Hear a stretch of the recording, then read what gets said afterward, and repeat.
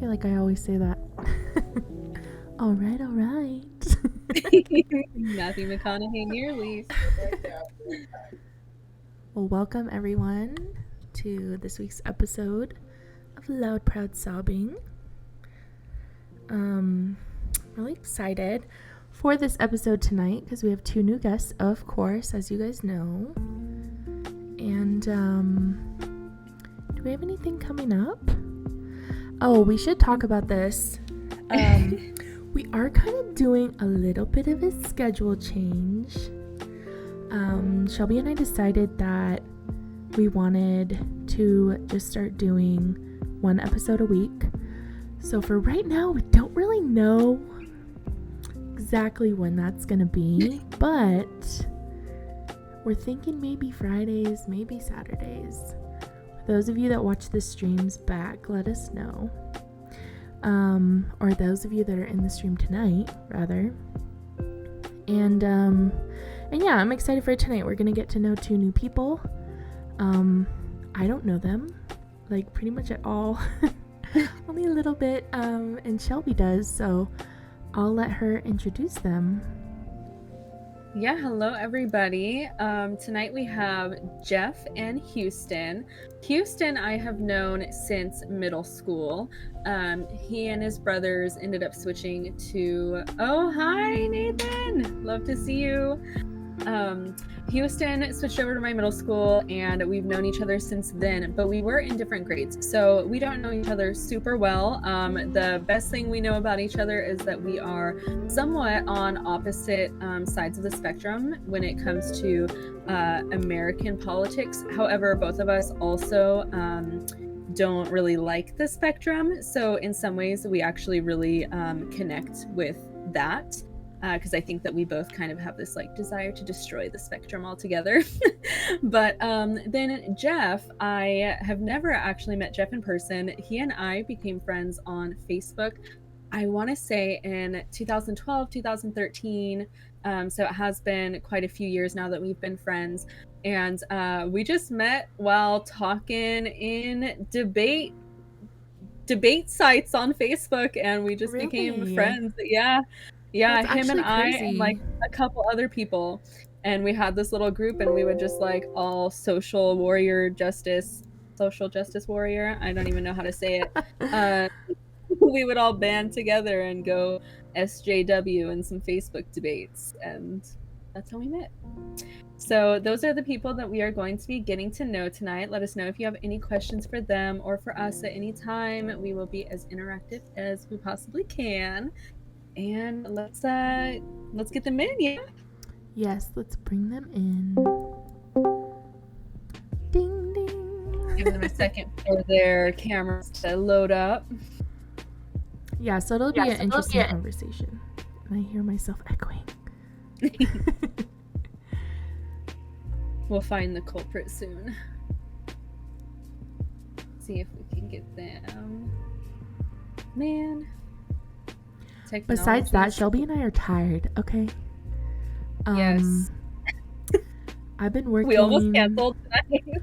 I'm still in school, girl, working full-time, 3 classes, and doing our little pod, so... What is up? Should we maybe disconnect your guys' videos and then reconnect them?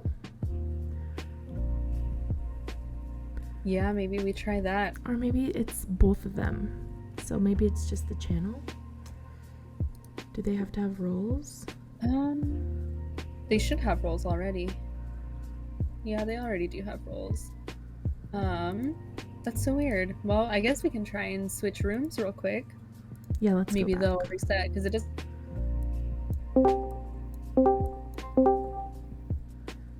Sorry, guys. Yeah, let's see. Maybe we'll have better luck. Yeah, Nathan, last night my son fell asleep at like 5:30 in the afternoon after going on a shopping run, and he woke up at like 3 this morning. So I've basically been up since 3 no this way. morning. Nope. And I've had like micro naps throughout the day, but nothing very concrete. I know. I told you I slept like damn near 11 hours last night. and I Yeah. still feel tired. So that's how you know. That's absolutely how you know. This is so weird. We were just in with them. I know, Jeff, I think they have to disconnect and reconnect, to be honest. Donnie said, girl, same, I'm tired. I didn't sign up for this. okay. Bye, y'all. I just disconnected them, so I'm going to send them a message and see if they can reconnect. Naps for the win. That's so true. Oh, there we go. There we go. I wonder what happened. Who knows? Yeah, we don't know what was going on there. Technical Hopefully difficulties, Jeff all gets good. the message real quick here and gets back in. But for the time being, we can start in with Houston and get a little background. Who are you? Who are Heck you, yeah, Houston? Are we in the waiting room or are we in Doesn't live? even matter anymore. Okay. Doesn't matter because we're live. All right, so yeah, I guess I'll start. So my name's Houston. I was born in Redding, California. This place is pretty much permanently my home at this point. I've tried getting outside of here a little bit, but just realized Reading holds something dear to me. So I grew up here in a family business that was here well before me, probably about 40 years before me, actually. Wow. And it's still kicking. My grandpa, my papa Clyde, he owns Clyde's Enterprises. It used to be Clyde's TV and whatnot, but we moved up and down the main strip in our town quite a bit. And so I've pretty much since I can remember, I've grown up in a business, learning to walk in a family store essentially, and then about the age of 8 or 9, started working, just from sweeping up the parking lot to emptying trashes, stuff like that, and then eventually working our way up to like helping family with installs and stuff, because all my uncles, my cousins, and whatnot worked throughout the business. So we would get sent out, start helping them with, just kind of the construction and electrician side of the industry, and entertainment. So setting up like surround sound systems and stuff like that, home theater systems. So I got really in tune to like sound for one at a really young age. It kind of just pushed me in the direction of being a little bit compulsive about the way things sound. And yeah, so Can we dive into that real quick? Like, I need some examples. What do you mean? I just, I guess so. Growing up, I also have like uncles who are the same way. Really, that's who it comes from, is my parents, my uncles and stuff that I worked around. Um, there's certain like the way sound waves bounce off of, walls, the acoustics of sound within a room, and when you're setting up theater systems and stuff like that, some people, you get away with setting up janky stuff. Our business kind of thrived in being like the class setup, and just, and that's honestly because of the compulsivity of everybody within that business. So but like yeah, sound like events and stuff. So yeah, well, Concerts? eventually, so with home theater systems, you're Home running theater. everything from music, to movies, of course, cinematics, but cinematics carry a lot of music throughout them, as you guys know, soundtracks and whatnot. Yeah. So cinematics and concerts and stuff like that are very relative. Okay. Um, Yeah, hey, we're trying Jeff, to you in get. here? I'm seeing these messages. Jeff, you in here? Can you hear us? Yes, I can, but I can't see you. Okay, Oh, so you can't see us either? Can you hear me? yeah, we I can can hear hear you. you. Yeah. Oh, sweet. Try there's a little thingy on the bottom of the window that shows the camera. Try clicking that on and off a couple times, see if that helps. Well, for some reason,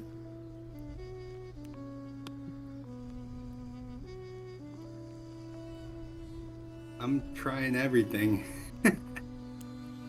What helped me was the straight Okay. I so- straight exited out of Discord and then came yeah, back. I exited out, but like I could hear you the whole time. So I don't know if I did it right, but like Oh yeah, you might have to go to your Windows bar in the bottom right and click it, and then right click and close it. So weird that it did that. I know. Is that your cat, Shelby?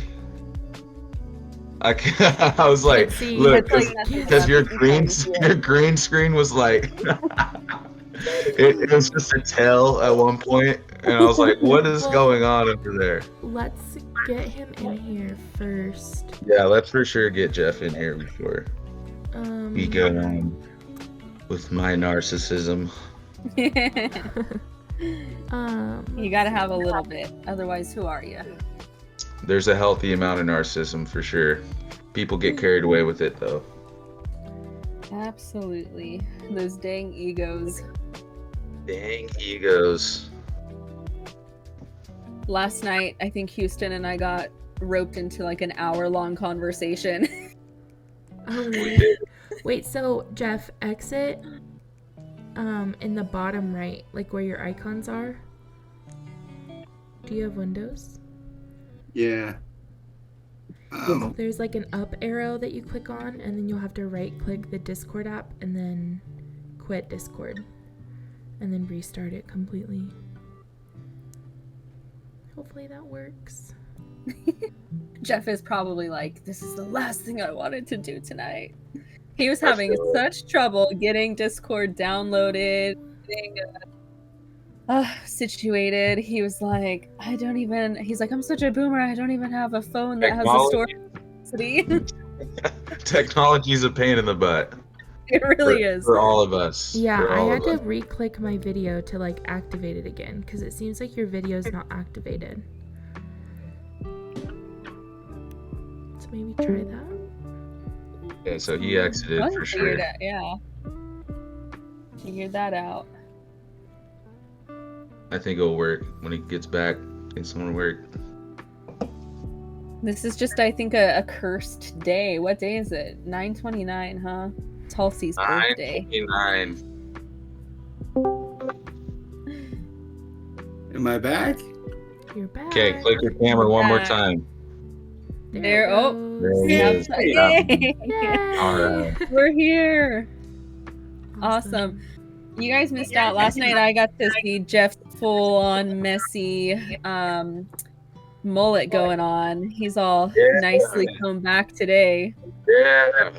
I love it. Nice. Already Yeah, you gotta- this in the front. Oh yeah, see, I'm business right now.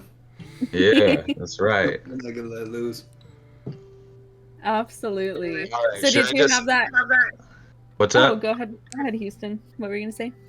No, I was going to say, should I just start over? But keep going with your question. Oh, I was just gonna ask Jeff if he had a mullet back in the day. Oh yeah, back when it was stylish. Heck Yeah. yeah. My parents hated it. They like my mom would like threaten to cut it, and like I was like, Really?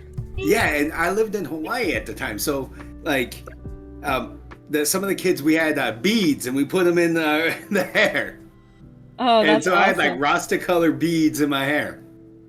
That's cool. That's how Heck you do yeah. it. That's how you do it. Yeah. Gosh, I look stupid as a teenager. He's like looking back. Oh, dude, I've had various styles throughout my identity search. Trust me, these girls have seen me in cowboy hats, and I was farming though. Don't get me wrong, I was farming. You were fine. I was He living. earned I was the living the cowboy life. hat. Yeah, I was using it. I was utilizing that hat. Nice. That is so funny that you say that because it was your brother who was in my class, and I remember when he first like joined in school, and he had a friend too that came over from that smaller school with him. So it was Josh in Denver, and Yep. Denver is Houston's brother. You guys are all Texas cities, right? Yeah, That's like yeah. the thing. Josh is actually our cousin. Josh Pollard. Ooh, Josh was our Oh. cousin. I guess I shouldn't Ooh, shout names out. Fine. Yes, You I literally should've, already bro. said enough. He might be in witness protection. I don't know. I haven't talked to him in a minute, so Oh wow. no, I'm just kidding. No, but Denver's your age. I think he was actually. I think he's a year older I think technically. he was held back at a Yeah. younger age. Denver's a cool 'Cause city. Denver is a cool city. That's actually one of my favorites, honestly. Throughout my Rent's travels. pricey though. I just had the realization, it just now hit me, Denver's not in Texas. And I should know that because I know. It is actually in Denver, Texas, actually. I'm pretty sure Oh, there is. okay. Is it really? I mean, there's a Oh. Paris in Texas. Yeah, there's a Paris, True. Texas as well. I actually good have two point. cousins. I have two cousins, London and Austin, as well. Really? And they're brothers. And yeah. So those names were all around in my family. I'm the first Houston. I'm the most original, you know? Everyone else has like been carried over. I'm like, yep, I'm They starting followed your lead. trends. Yeah. That's so funny. That's so funny. So, in your family in general, many people are named after towns. Is Yeah. that like a specific Cities. tradition in your family? So actually in the South, it's pretty popular. A lot of my family back there in North Carolina, that's how they got into naming a lot of their kin was after cities or places that, you know, were dear to them or wherever they came from, and then they had a kid in a new place or whatever, named it after their hometown, stuff like that. So what do you think about the name Northwest? Northwest, like Kanye's kid, right? Yeah. I actually think that's not a bad. I think it's I love the name North. I think that is I so think cool. North is a dope name. I really do. I think Yeah. North is a badass name. I think Kanye did it for like certain reasons, but I also feel like he saw a beauty behind it because Can't that's stand Kanye's him, personality. but that was a good Yeah. name for sure. Yeah, definitely. Now, Well, what about you, Jeff? I'm yeah. curious a little bit about your name too, because I know that I have some friends who we have a huge like Mien community where we're from, and a lot of them have like Mien names as well as American names. Is that the same for you and your family, or do you just have your name, Jeff? Oh no, I have a Korean name, Sung Ho. Sung Ho, is that what you said? Yeah, I actually went by that name the first couple of years of school, and I actually got like really fucked up stories about that. Excuse my language, but and then also my Japanese name, Masahiro. Oh That's my gosh. badass. Yeah, I'm half That's cool. Japanese, half Korean. That's a badass name. I like that. Thanks, but I went by Sung Ho and up until like third grade, and this is the '80s, so this is when like it was permissible to be racist, and so like I used to get teased all the time for several things, like one for being Asian, two for my name, and three like I really had a soft sounding voice, like I sounded like more girly than my sister. Mhm. And so I got made fun of a lot. And so, but when someone made fun of my name, that was like I got in a lot of fights over that. Yeah. And here's the worst part of this, and this is why I'm named Jeff for some reason. And it is the school administrators and teachers called my parents in for a meeting because I was getting in all kinds of fights, and they suggested that I change my name to something more American to avoid conflict. Oh, God, yeah. And that was the solution. Wow. Which is And- so ridiculous. And we did it.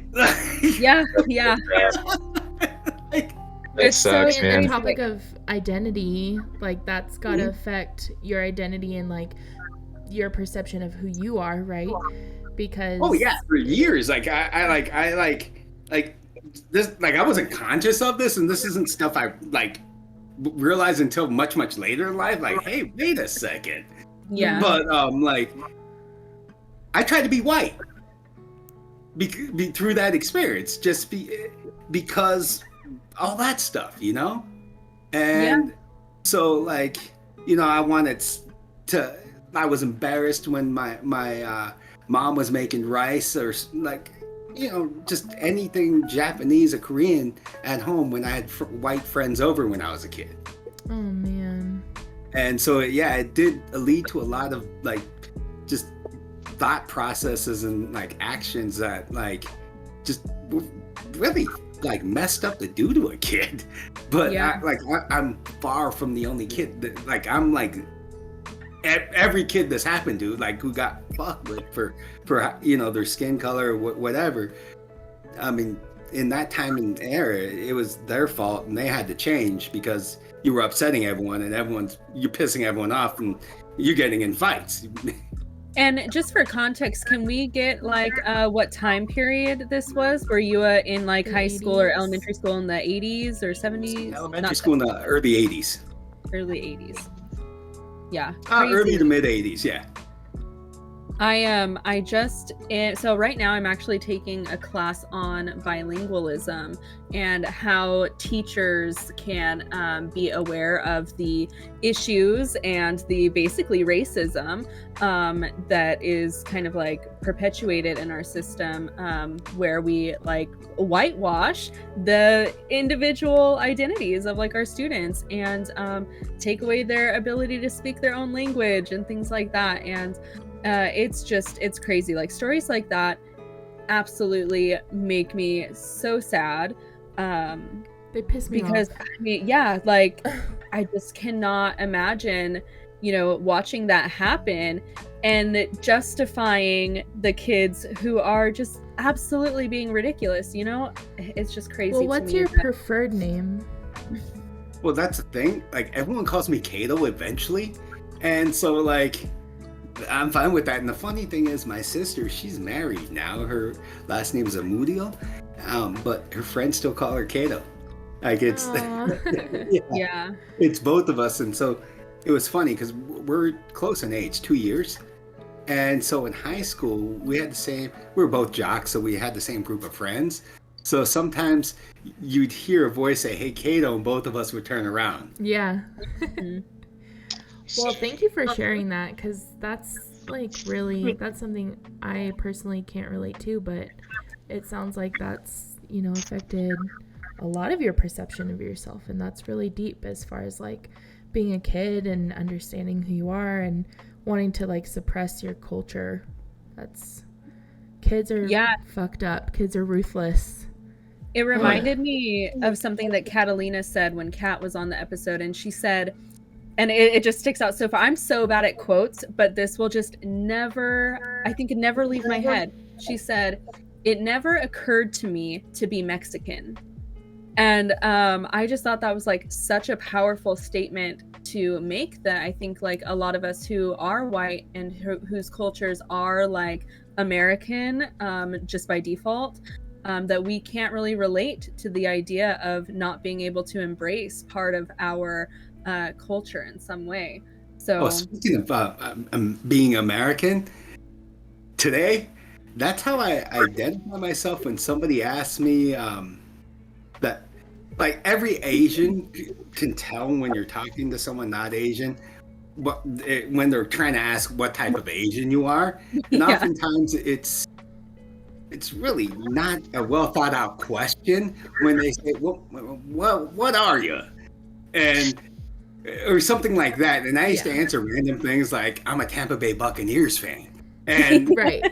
just random things like that. But now I have a stock answer and I say I'm an American. Yeah. Mhm. Yeah. It's barbecue flavored confusion all over their faces. Barbecue To flavored register, confusion. It's awesome. And that's why I started doing it. Just for them to, wait, no, where are you from? Well, California. Well, no, before that, Hawaii. Yeah. Right. You're like, I was born here. No, I was actually born in Japan, but Oh, were you you? know, yeah, I still, But you know, I had a still. couple. Yeah, I had a still. step before that. Yeah. Yeah.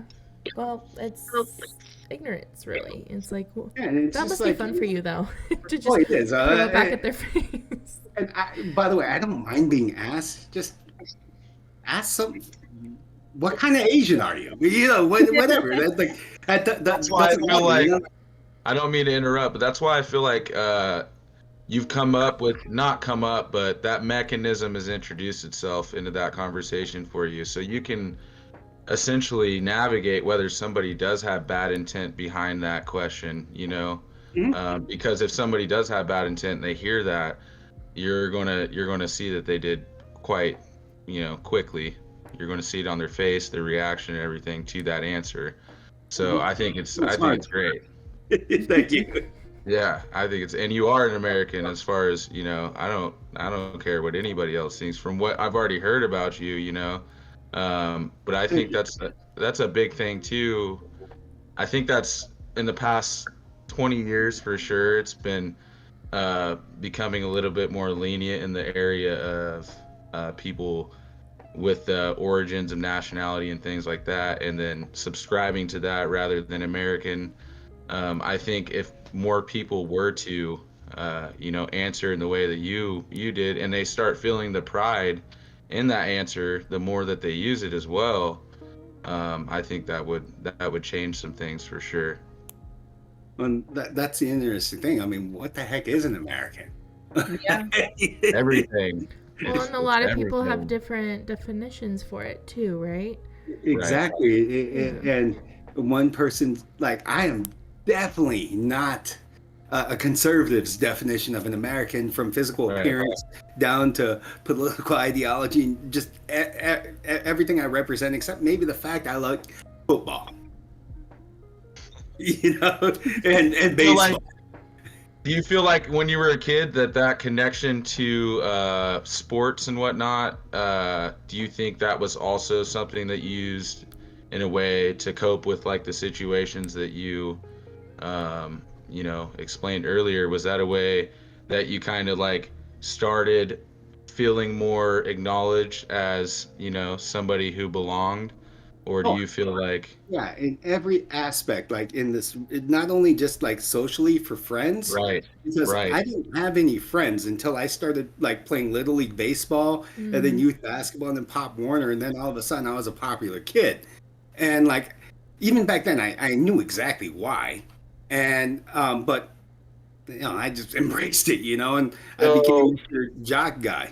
what if I told you that I kind of not in exact terms, because obviously me and you both had different upbringings and you had different situations that happened, but what if I said that we were very relatable in the instance of sports helped me with social, blending social, I guess you could say, To be more the social. yeah, like Yeah. the complex behind people with the team effort, like you're a part of something now. And so I feel like that helped me a lot, Mhm. coming up. I was just this little chubby kid, not athletic at all. Saw Jerome Bettis run a ball for the Steelers, and I was just Right. like, man, if the bus can do it, I can do it too, right? So went out to the field, got thrown on the line right away, but I still felt like it definitely was a turning point in my life as far as joining sports and the social aspect of it. Like it did for me. And the funny part, and like you're right about like this, you and me, and there's I could probably guess more than half the people that joined sports were helped socially because we weren't the popular kid. We weren't the kid with all the friends. We were just someone trying to find something to fit in, and we found something, and we ran with it. And so yeah, I would say there's a lot of people like us who have that commonality of yeah, I finally found something. And like even on another level, like parental acceptance too. Like a lot of people never had that acceptance from their parents, whether it's one or both. True. And whether it's running a ball or hitting a baseball, whatever they did, that brought them together.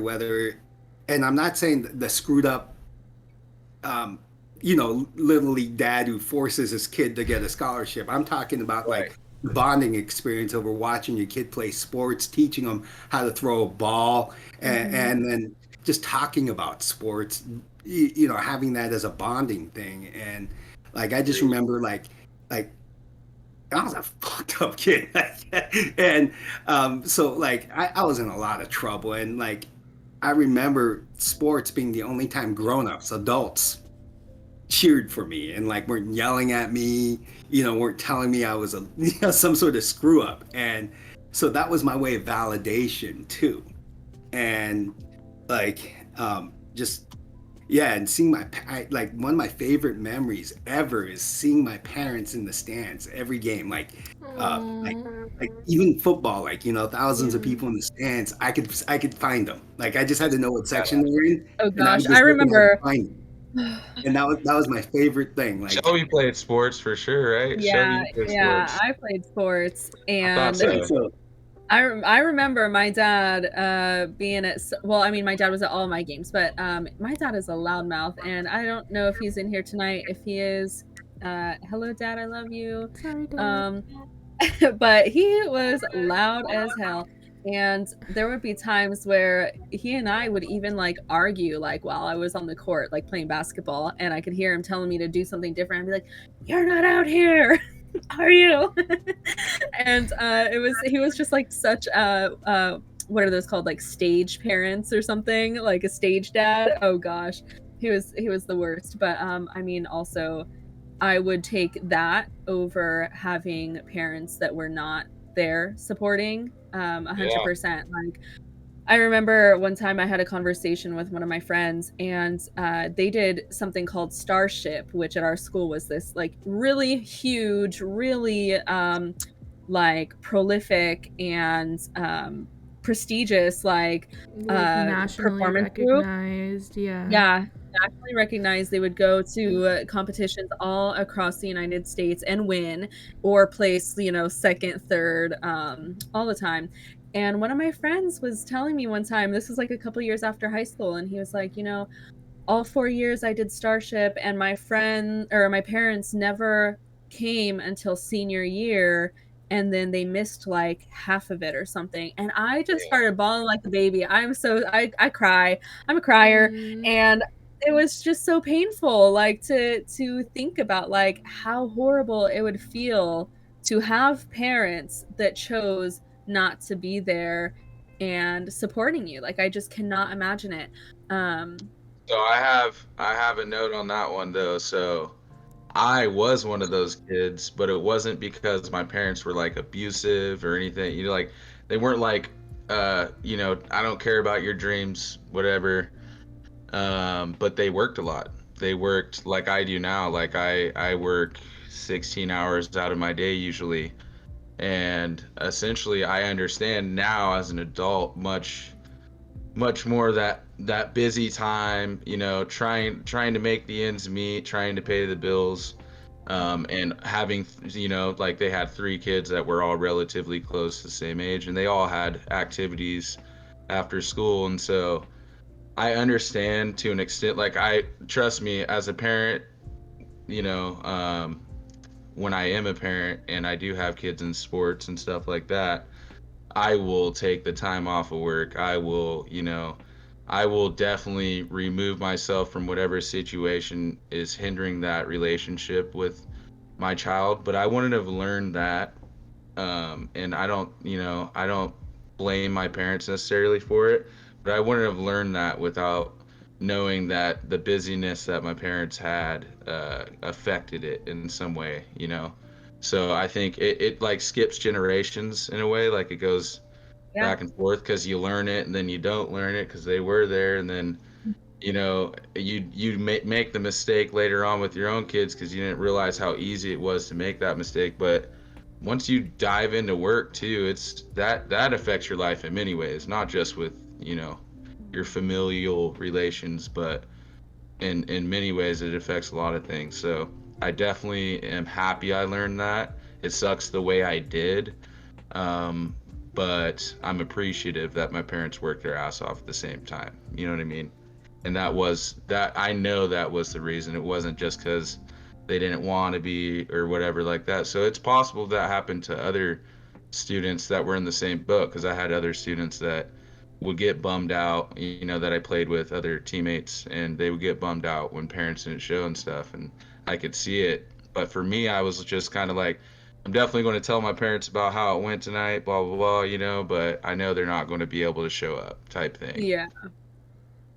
There were a Yeah. couple, though, and I remember those couple. I definitely like those couple times that they did show up, like changed my life too. You know what I mean? So definitely. It's so precious. So sweet. Well, speaking I, of working hard, guys, this week I saw that in 1926, almost 95 years ago, Henry Ford created the 5-day, 8-hour work week. Yeah, and that's And where I our said schools- that to my dad. My dad's. He was like telling me the history behind it. Oh yeah, he got praised for it and all this stuff. And I'm like, isn't it crazy that 95 years later, our work weeks have not been adjusted? There's people like Houston that are working 16 hours a day. even though our guys- technology has improved vastly. Yeah, definitely. I mean, I will say I know a lot more people now that are like, the reason I'm doing this, and it sucks, truthfully, but I listen to a lot of like Gary V podcasts, on top of like the Jordan B. Peterson stuff. I like Gary V a lot because he's a big business oriented, he's a business mogul. So I listen to a lot of him, and he pretty much has motivated me like, yo, you got to eat through some shit before you come out on top. And he's still in that era though too, where that work week was so normalized for him, like working every day of the week was so normalized for him. But I feel like I've seen a lot more entrepreneurs, which I'm hella happy about seeing.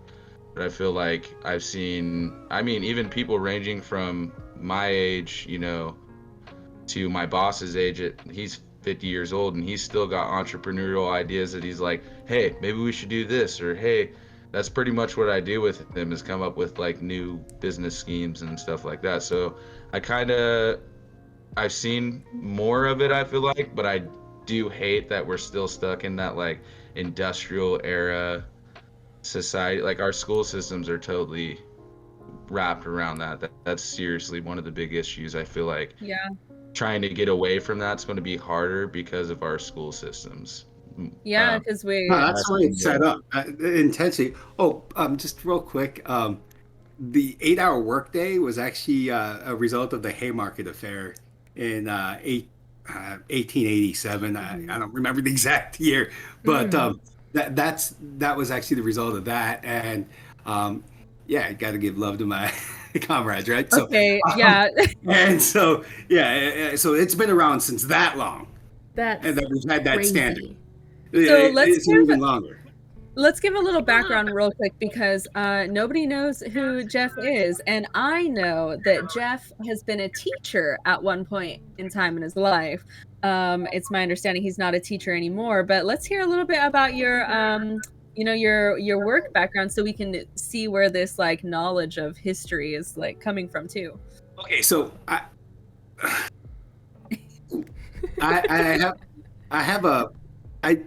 had a minor in history in college, and so I was a salesperson for many years, and I decided to be a teacher. I wanted to be a football coach. I always wanted to coach football, and I had fun coaching youth football, and thought I had fun coaching high school football, right? And so I already made money doing sales, so I thought, do teaching. And so I became a teacher, and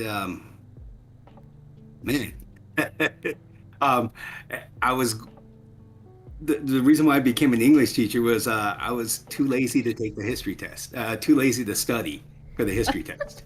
It was 10,000 years of human history smashed into a 100-question test, and I was just lazy. I just wanted to drink beers and like not study, and so I figured I speak English. I'll take the English test, see how I do. King And of the hill. King of the hill. Bobby, you speak English. How'd you fail English? exactly. And I speak it. I'm semi-literate at it, so why not take the test? And so it grades 1 out of 5 and 3 passes, and 5 is the best. You don't find out your exact score, your exact grade. You just find your number score. I got a freaking 5. Wow, that's impressive. That's awesome. Good job. I became the English teacher for the worst possible reason. I was just too lazy to study for the history test, which is terrible. And like that would make me a terrible role model, right? So how long did it last? It lasted 4 years, and honestly, like I shouldn't have lasted that long. I'm back in sales, because like I had a lifestyle and a certain income I had to make to and it wasn't like an extravagant lifestyle. I'm talking bills, like more stuff like that, and I couldn't afford to pay it on the teacher's income, and I thought I could, so I worked a second job, and I was first I did pizza delivery, and then I worked in a bar restaurant, and so I saw less of my students, which is better. But delivering pizzas, I'd see them all the time, and I get the pity tip from the parents. Yeah. Right. Dang. And how, like, so frustrating. It's so frustrating to think that, like, for me anyways, I think that the education of like our American children is one of the like prized professions that we can have in America, because for me, all of those people are going to be contributing members of society at some point in their lives. Why would we not like invest in actually teaching them how to be like productive humans? And it's crazy to me to think that we live in a society where teachers have to work second jobs to be able to afford to live. Like that is just absolutely That's insane. crazy to me too. Like, By the time I was a teacher, I had a master's degree, so it was pretty awesome. Having the advanced degree, delivering pizzas. you're Yeah. like, check it, buddy. It's exactly what the student counselor told me when I was a kid. Go to college, get that education, and you'll So you deliver don't have to pizzas as a deliver second pizzas. job. Yeah, American dream. Yeah. absolutely. It's crazy. Yeah, it got to a point where I was just tired. I was in zombie. Like I was just a zombie through the school year. And there were times where like I was at football practice and like I would zone out and like literally I'd lose 15 minutes and not know what the heck happened. So you did become a football coach. Is it just me or are all history teachers football coaches? That and PE coaches. PE. I'm like, I'm pretty sure they all But I was an are. English teacher again because Okay, like that's true. That's true. even though Even though subject that of minor expertise is history. history, it's just laziness. I So- think I probably got to be one of the few teachers that actually became a teacher in a subject area they didn't have a degree in, just out of laziness. Yeah, no, that's really, I mean, that's funny. No, that's part of why I ended up doing, so I'm a social science major, and with that, I will be graduating with a minor in history also, because we take basically the same courses. And the reason that I went with social science rather than history is partially because that means I don't have to take a big test because social science, you can still get like qualified to teach history without actually taking the like test that is specifically for history. That's just hard. I saw it and I was like, oh my god. It's Probably It's would've crazy. failed. So I'm curious for you both, if society and all that didn't matter, what would your guys' dream jobs actually be? If you could do anything you wanted. Take it away. So are you asking my dream job today or my dream job when I was a kid? Let's hear both. My dream job as a child was a pro wrestling heel. I was like one of 3 children in America who hated Hulkamania. And so I wanted to be the bad guy, the one everyone booed. I wanted to be that guy. Yeah. And I actually made that dream come true. For like a brief, I wasn't a wrestler, but there's this Arizona Wrestling Federation. They do like just like gym wrestling, and I did it for one night. Like I was just like a manager, and I came out and I got booed and beat up, and that was it. My dream. Kano the villain, huh? Yeah, like I just yeah, I always thought it was great just to get booed, and then the dream I have now, I just wanted to I wish I could be a fisherman. Like after everything I learned, like I like if I could like redo everything, I wouldn't have gone to college. I would have just bought a boat and started fishing. Really? Yes. Who taught you to fish? Yeah. Huh? Who taught you to fish? Oh, uncle's cousin. I don't remember the person who did it first. Just because like when I was a kid, that's what you did. You just always go fishing, and so like and like in Hawaii, it was really awesome because like our fishing area, it was right outside. It was in this area you needed a permit, but we're kids. We didn't have a permit, and it was a bunch of bamboo nearby. So the permit cops would come and you just run in the bamboo and then go about a quarter mile and run out and fish. And then they come out and then you go back into the bamboo and go a quarter mile a different direction. So you play hide and seek with peekaboo or you hide and seek with them for a couple hours and then you got your fish. Oh wow, that's hilarious. Now I was gonna say, Shelby, I feel like that question is so what's the word? Because I don't have a dream job. My dream is not to work. So Yeah. I'm like, So, I've always had a job, but I feel like that question, like even as children, is like ingrained in our minds to like have us visualize like we're gonna be working all our lives and not to think with more entrepreneurial brains. well, Of like, yeah. that's, I mean, yeah. So one thing that like I'm kind of picking up on like with you saying that is that we take that question and we put it towards what we know as jobs, right? Which is like what we're offered by our American society. But like if you were really like doing what you wanted to do, like for me, my like dream job would be being able to do this, like sitting with people and discussing things and just like sharing ideas. For me, it would be particularly related with political systems and societal structure, because that's just what I'm super interested in. And philosophy, I really love. I really love philosophy, not to the point where I can tell you a whole bunch about different philosophers, but I just love talking about big things like education system, political science, religion, and just humanity in general.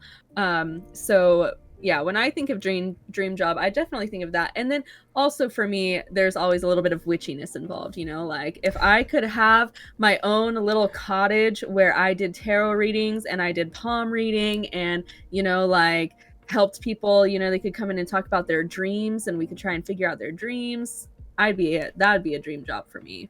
But what about you, Houston? Can you guys hear me all right with the Yeah. headphones? Yeah. All right, cool. All right, so you know, it's funny you mentioned tarot because I actually just had one of my first readings Now I'm 2 months just ago. mad you didn't come to me first. I'm But sorry. okay. Honestly, it just happened. It came to me, which I think is supposed to Is happen, right? amazing. Yeah, that's Yeah, amazing. so it was very interesting and it actually pointed in every direction almost to what I'm about to talk about, which is my dream job, which is what I'm in the midst of now, and what you know, the three jobs that I work that take up most of my day. They're not technically related. Well, I do work at the radio for one of those. One of those part-time jobs is radio, and I'm just a board op there right now, so I'm not quite like DJing or anything like that. But I am managing local artists here in town, and I have been for a couple years now. And that happened after traveling for quite a while and working a not so dream job that was in the industry, building Walmarts up and stuff like that. Um, got into that for a while, and I ended up just meeting so many people on the road that were pretty much around the same age as me, that we were all kind of in the same boat. I was realizing everybody that I worked with had like an entrepreneurial mind, like almost my whole team essentially. Everybody was like talking business ideas and stuff they wanted to do in their life with business and stuff. And some people even talking about it happening within retirement. And I'm just like, yo, man, like I can't wait. There's no way I can wait till retirement to invest into my dream, you know? So I hopped off the road and I came home and I started hitting up a couple of local artists that I already knew. And just since then, the past couple of years, the network has gotten huge and it's helped that I did try. The thing is that not so dreamy job has helped with my dream job ultimately, because all the networking I did beforehand has really just brought a lot of people into our little team, and they're all kind of doing the same thing, you know. They're getting into making, we're in music too. The thing about music that I love, and the reason it's a dream job for me is music is such a mix, such a, you know, there's so many various things that mix into the music culture, from clothing to, you know, just all types of things, style, tattoos, hair, you know, everything. That's why, you know, everybody's kind of familiar with Nipsey Hussle nowadays, especially after he's passed away, unfortunately. But he started his thing called Marathon, and that's like, he's got like 5 different businesses in there that are essentially surrounded by music.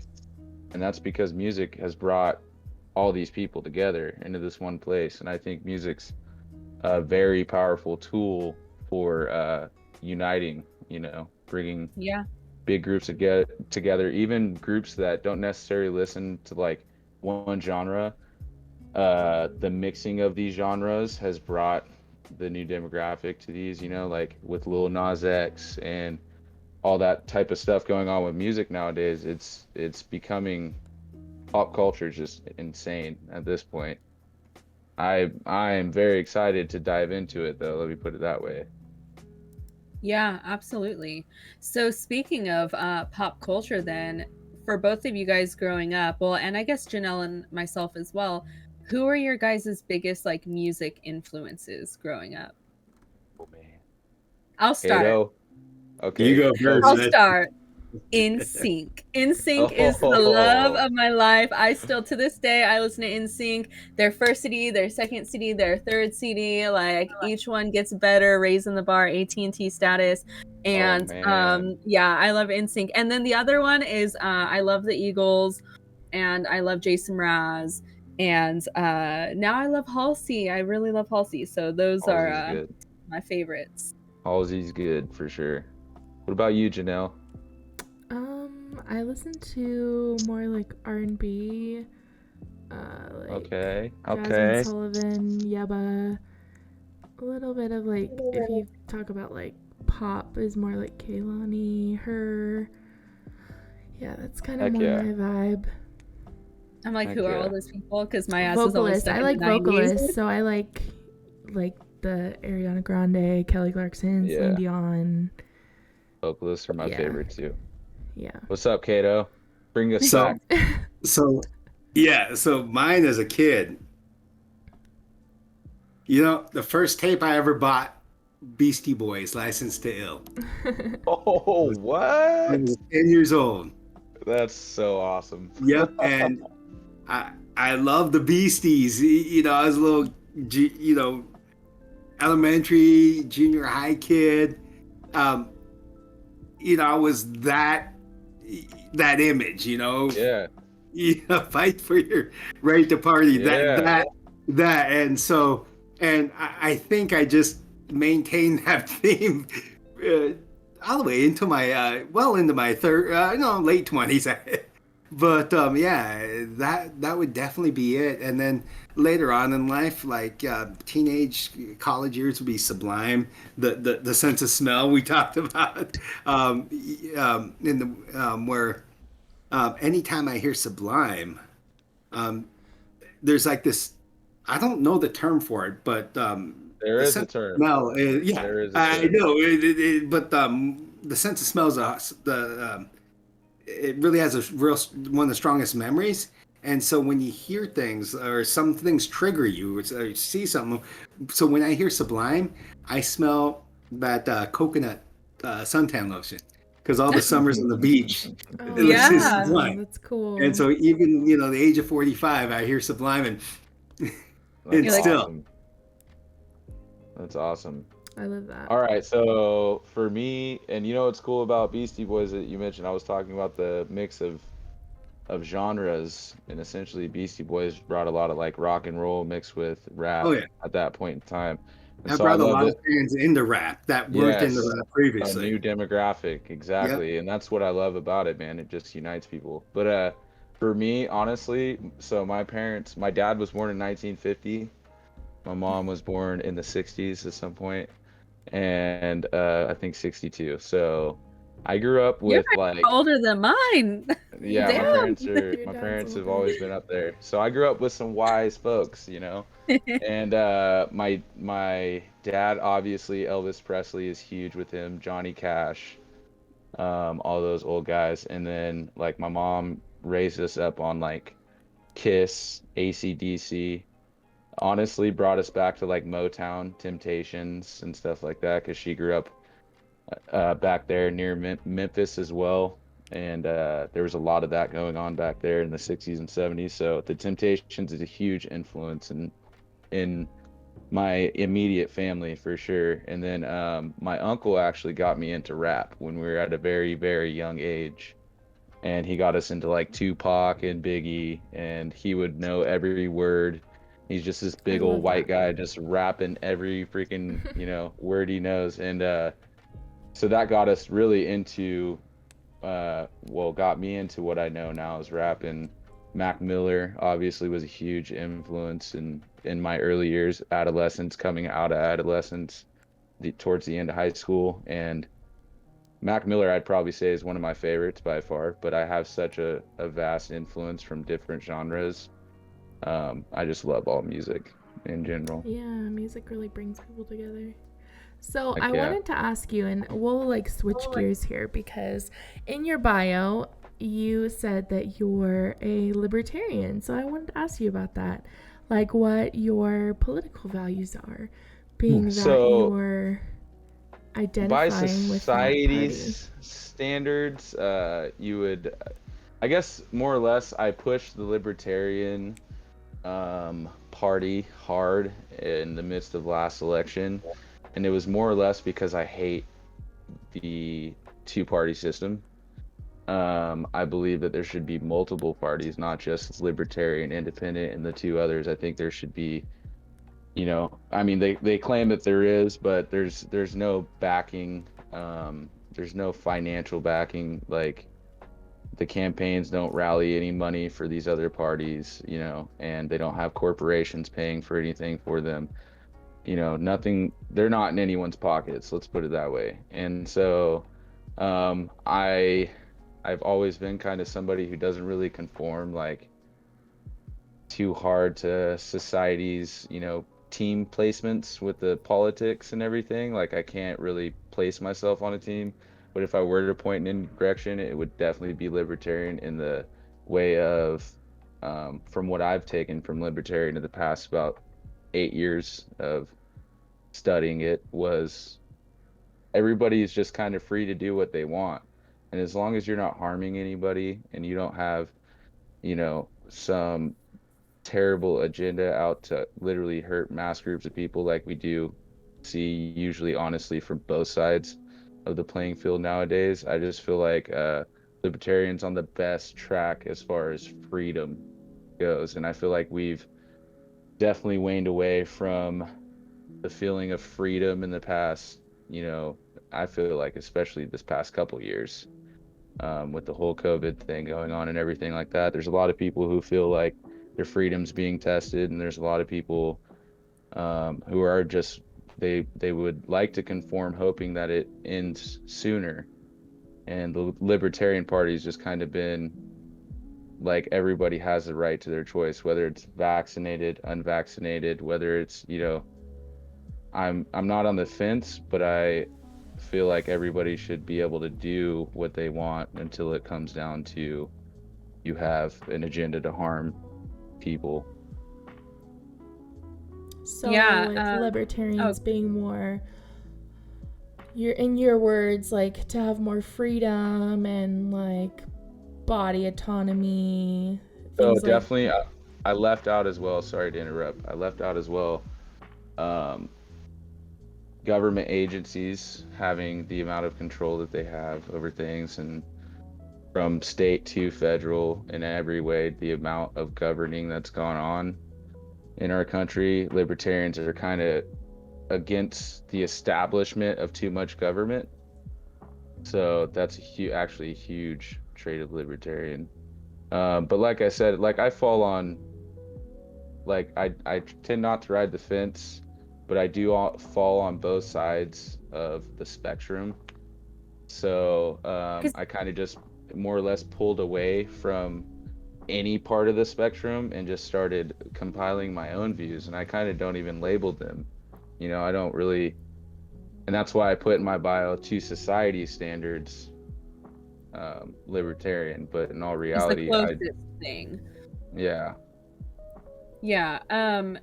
One thing that I was thinking about when you started that was, you talked about the two-party system and like, why do we not have more parties that are equally supported in society? Right. But then the way I see it is like, why do we have parties at all? Why don't we just vote on issues separately instead of following any categorization of Right. like trying to follow a box, being Right. into any sort of box.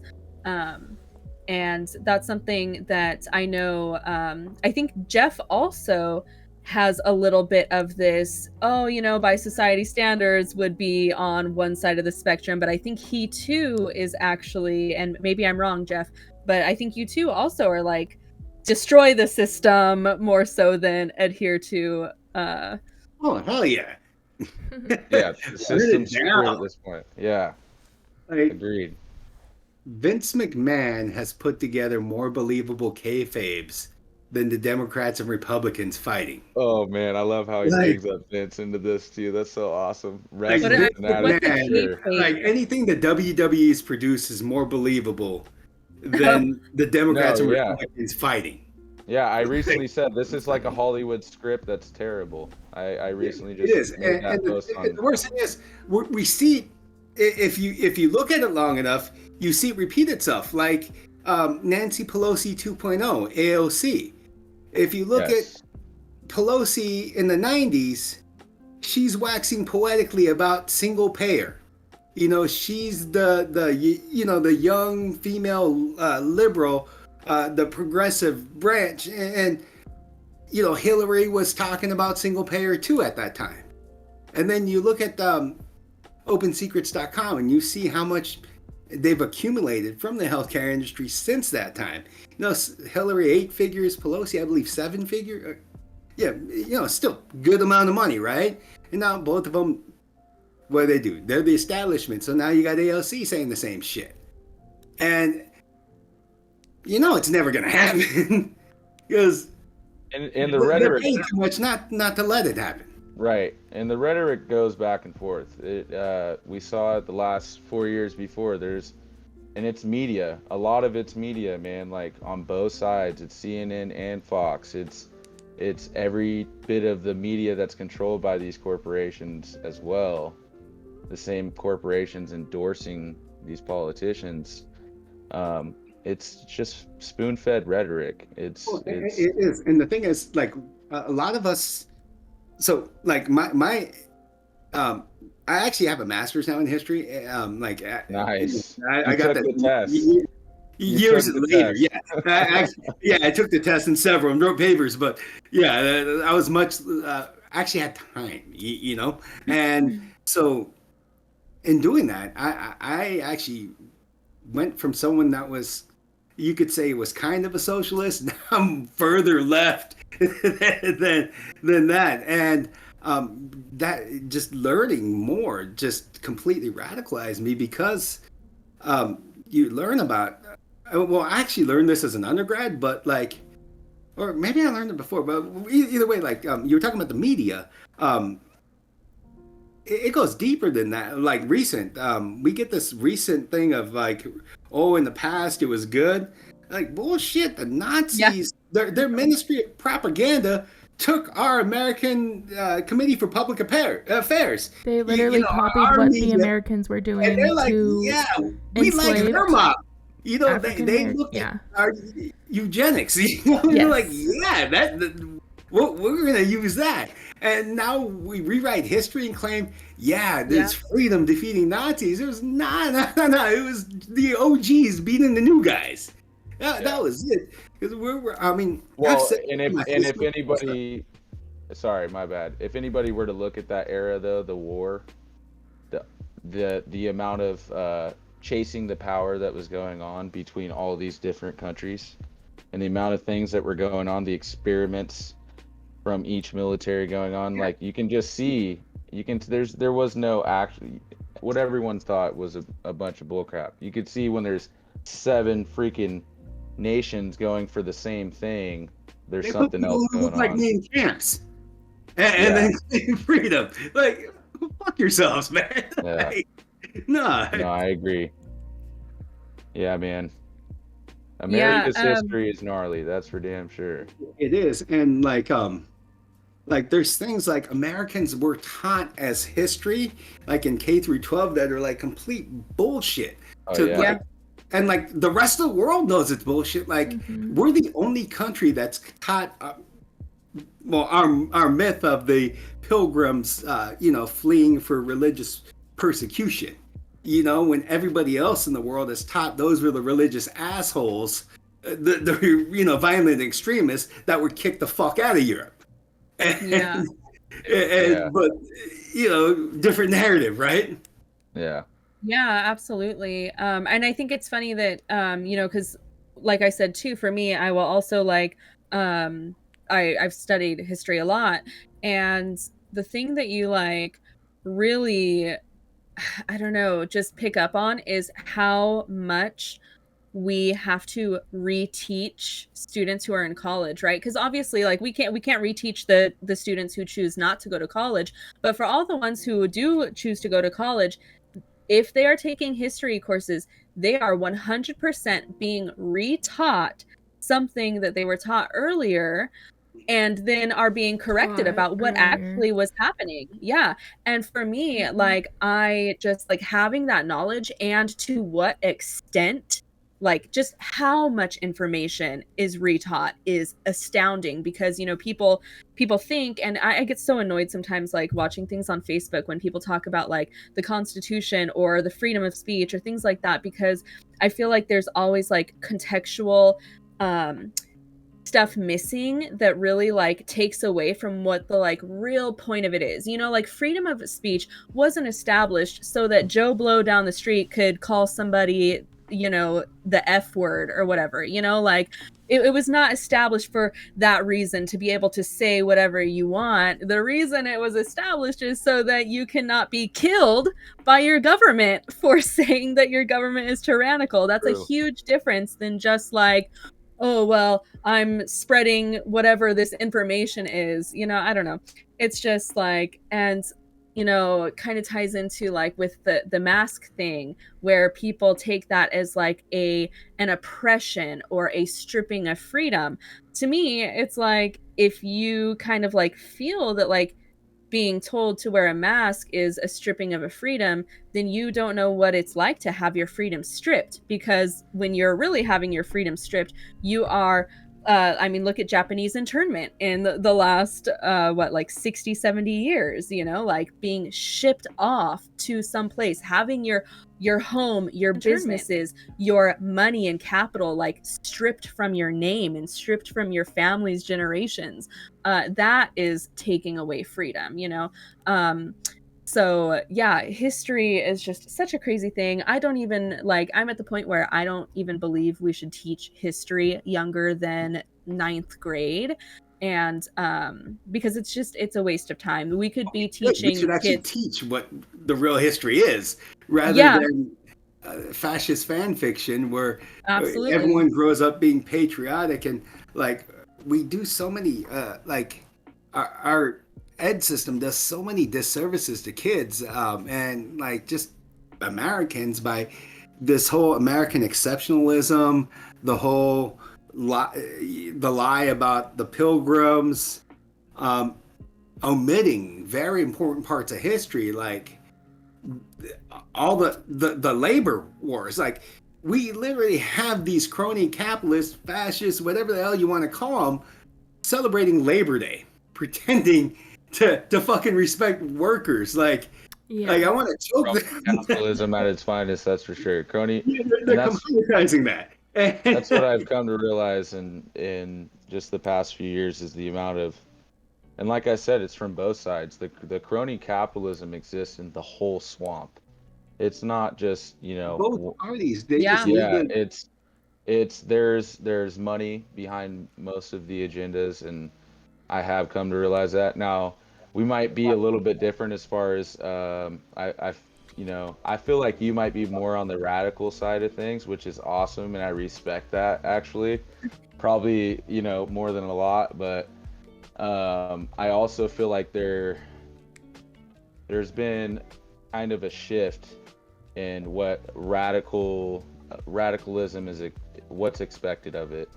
I feel like they're no longer scared of radicalism. I feel like the government doesn't consider radicalism the same radicalism that would have revolted in, the 1700s. And, I just feel like It was taken pretty seriously January 6th, 5th, January 6th, the 5th. insurrection, I think they're calling it, right? Yeah, when the Capitol was attacked, and that seemed to be for one side, oh, we're such patriots, but you're destroying and being violent at a government building. I don't know. And I think the whole year of like 2020 of destroying cities and things like that, there's like me and Shelby had this conversation a little bit last night.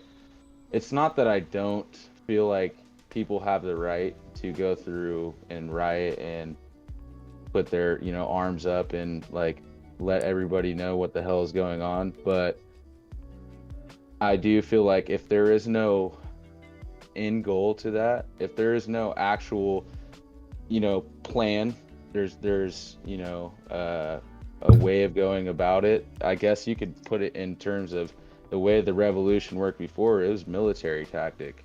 When there's no tactic, there's no type of, like I said, end goal to what's going on. I don't think it's going to help. I don't think it's going to do anything for us. And that happened with the insurrection, and it happened with the burning of cities throughout the year as well. There was no actual We can make people official listen. goal that was put out there for what was going on, and I think that's a huge problem that we're having too. Well, Is there's part still of the no bias in social media and in news outlets is spinning the narrative that the Black Lives Matter group was a terrorist organization and it was I agree a with that. violent group, because it's not, and it's I never agree, it was been not.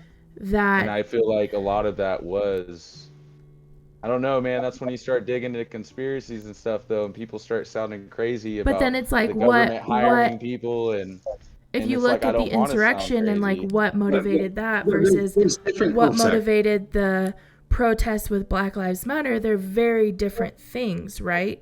There's Right. one side who's upset because they're not getting their way and they are ride or die for Donald Trump, and then there's the other side who's tired of being killed because of their skin color. So we have two very different things, and also a lot of those I mean, burning of cities and things like that, destroying businesses, a lot of that happened by people that weren't even black.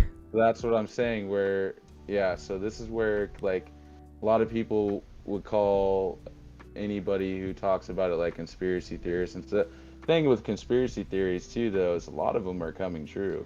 You know, and if you were to look at some of the documentation that the U.S. government has Yeah, released to us in the past 60 years, you can see they have contracted people to go cause riots and go crazy absolutely. in the streets. And now to say that people didn't join in that though would be wrong, because people joined in, and like I said though, I feel like there was no end goal for either one of those things. There was like, yeah, what are you going to do?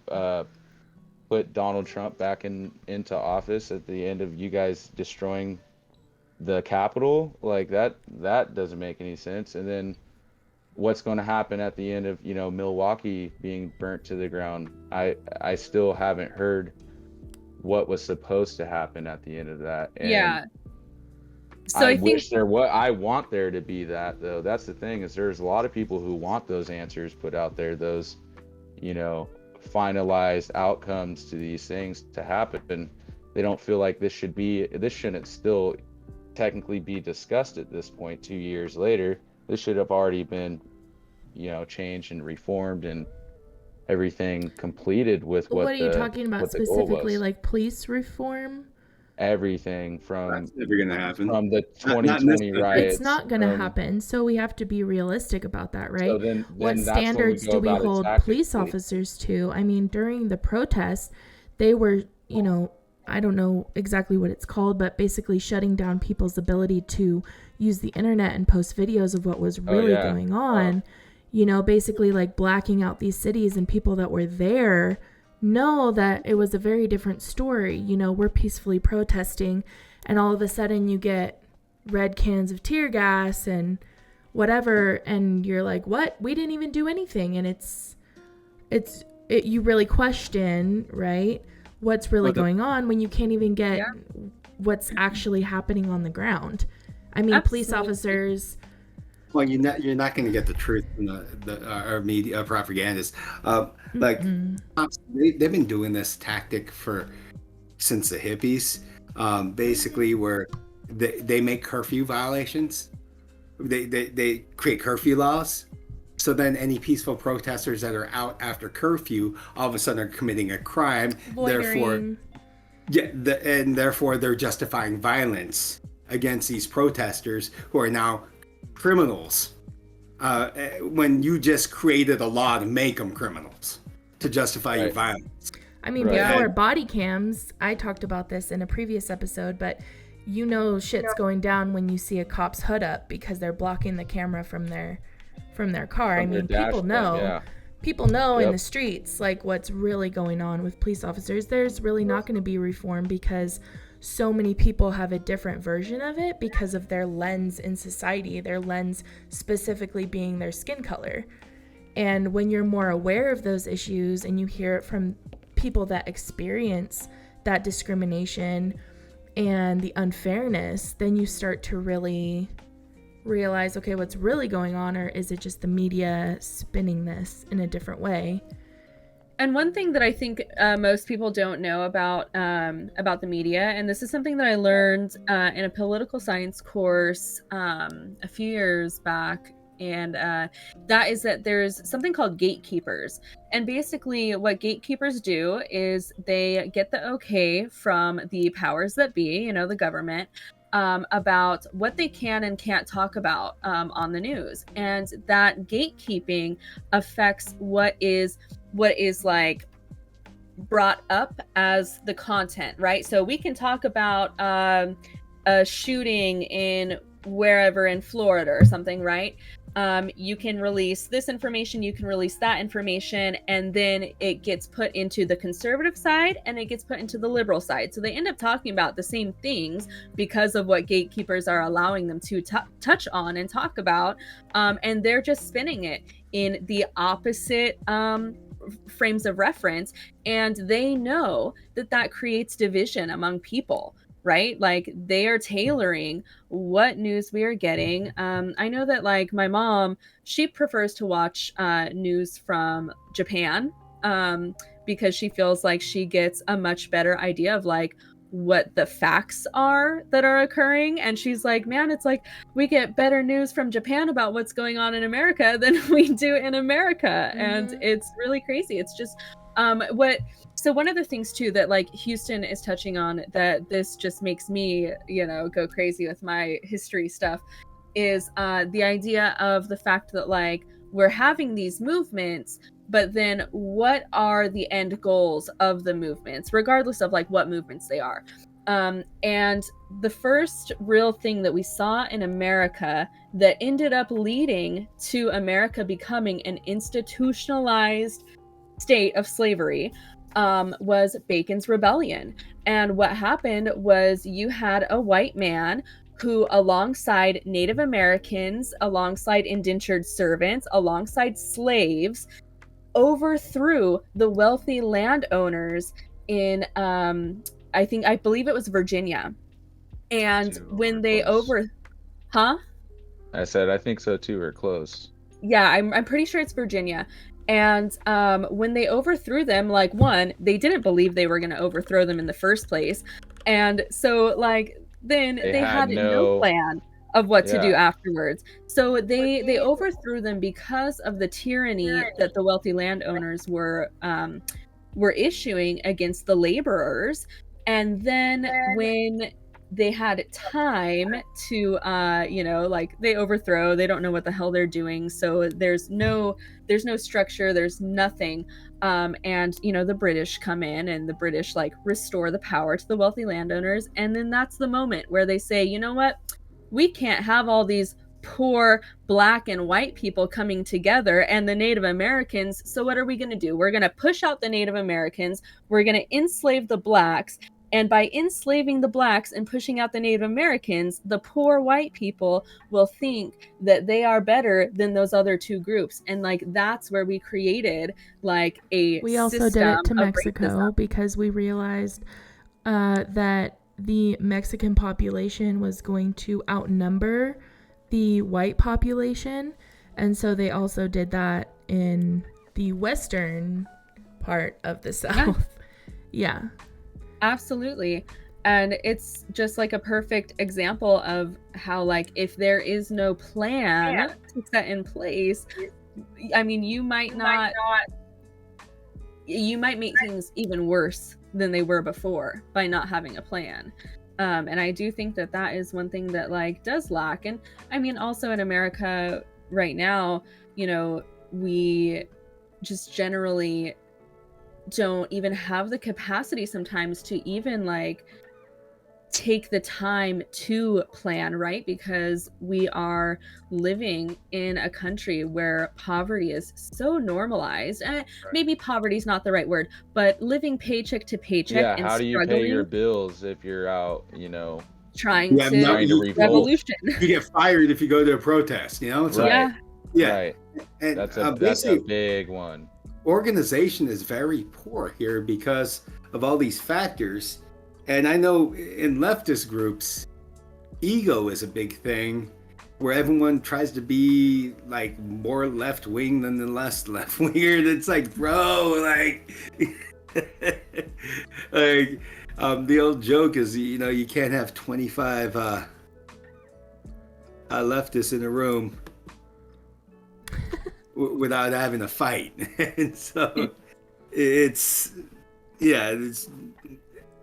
no organization. And the fact the end goal, I mean, it's exactly right. It's and then what? It's now what do we do? But you did touch on an interesting point earlier about the old revolutionary tactics and how they go in modern society. Seizing the means only is not literal, like taking a factory anymore, possibly. It could just be a matter of one or team of hackers seizing corporate data. True. Yeah, absolutely. Yeah, even if we go about it, in a more advanced way, we need to go about reform. But there's got to be in the correct manner. What happens when? What happens after the aftermath? Right. And I mean, citizens can't even organize for anything. We're under massive surveillance, massive financial and time constraints, and then just a whole division of ideology. And we're also propagandized to we don't think we are as Americans. Oh, we have no idea. If you say something bad about capitalism, all of a sudden you're anti-American. So we've managed to propagandize patriotism with your love of capitalism. That's what I was going to touch on earlier is, like talking about being American and things like that. I have a hard time like identifying with pride in this country just because I have learned so much and realized like where the racism is embedded, how difficult it is for certain marginalized communities to get ahead because of government, because of certain ways that we've treated other countries, because we're so far down the spectrum in education. We're like the number one country in the world for imprisoning people.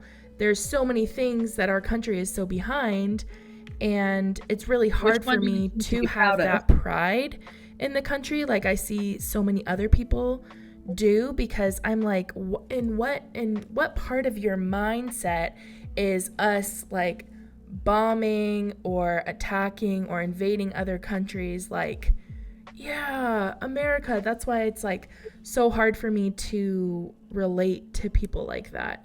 And I think that it's a generational thing too, because we do have to consider when we're talking about these things is the introduction of technology, right? So it was really easy to use war as a means to drive like nationalist pride in the 20s and in the 40s when we did not have World Wide Web and people with cameras saying, look at these atrocities that are happening, Well, and also being able to communicate with somebody from across the world now. That's what I was going to say. Like, it depends on who your circle was, because when 9/11 happened, prior to that, Middle Eastern people, specifically Middle Eastern men, weren't as much of an issue. That after 9/11 happened, it was like attacks on their family, attacks on their lives, and deaths and things like that. And being a hijabi girl is like, you're seen as like a terrorist after 9/11, when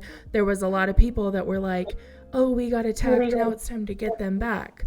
So it's really like, that happened 20 years ago, but we even saw the effects after that. And it's cultural. Basically, when you don't have a societal dream, a cultural dream of building a collective society, you need some other sense of national pride. So you're going to take the only other option out there, and that's war. And so that's a path we chose because the people in power don't want a collective society. They want one where they hoard everything. Yeah. And in order to do that, you have to get people to have pride in the country. So let's go just murder everyone and take pride in that. And so that's where the national pride is how many wars we win, how many bombs we drop. Because you ask someone what makes them proud to be an American, they'll inevitably, some people, actually a lot of people won't mention wars, battles, things like that. Or they'll talk about like fighting for freedom, when like, man, they didn't fight for freedom. I mean, the men and the women that went over there, they may have fought for freedom in their hearts, but the reason why they were sent over there was not for freedom. Right. Yeah. The agenda was unclear. That's where I get into psychology of things too, quite a bit. Like I try to dig deep, and psychology is actually what's caused me to remove myself from any type of label or anything like that on the spectrum, because I feel like I don't feel like the society as a whole takes into consideration why we are the way we are, or let me put it this way: when it comes to war, I feel like war has been embedded in us. It is in our DNA at this point. Carl Jung is a psychologist. He's one of my favorite. Yeah, and he gets into more like the subconscious or the unconscious mind, things like ancestral visions, where you're seeing, or dreams, anything of the sort, where you're seeing things that family before you saw. And that's why I feel like a lot of history is bound to repeat itself. Like I just feel like it's in our DNA to war. I feel like man has been warring with man since the beginning of time, and whether we have a reason for it or not, we'll figure out a reason to do it. Um, whether it's, oh, now there's evil people over here, we have to go war on all of them and destroy it, or whether it's those evil people looking for the same thing. I feel like it's just been embedded in our codes at this point. I mean, look at our gun laws. So we have, I think it was over 3,000 children that should have graduated high school this year that died to gun violence in the United States. And I saw an interesting video where they brought the head of the NRA to give a graduation speech, and they told him it was a practice speech. But it wasn't a practice speech. All the seats were empty because they represented each one of those students that should have been alive. And what we don't do in this country is we don't address issues like that,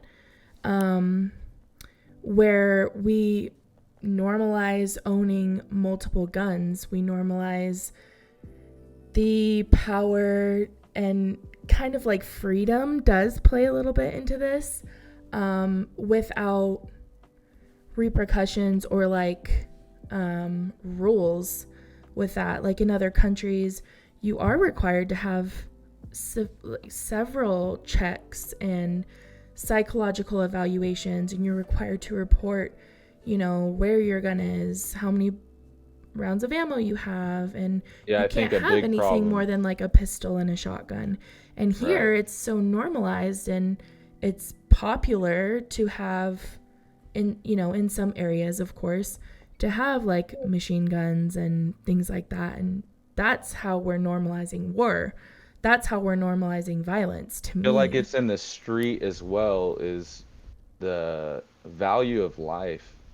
I feel like does not exist in a lot of, unfortunately, lower class neighborhoods, you would say, things like where a lot of violence is happening, where a lot of crimes are happening, and people are, sometimes it's a legal firearm that does cause a crime, but a lot of times it's an illegal firearm. And how did they get their hands on it in the first place? Where did that firearm start? Do you know the history of where they got firearms in inner cities and things like that? That's what I mean.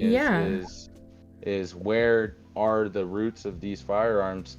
Those people should be being held just as much responsible. Like when somebody's gun is say stolen or something, and they don't report it, and then it ends up as a murder weapon, and then they say that it got stolen months prior, and it's like, you should be held accountable to some of the highest degree. I feel like when it comes to murder, I feel like capital punishment to an extent should be used for things like cold-blooded murder, but I also feel like the value of life is just not preached, I guess you could say.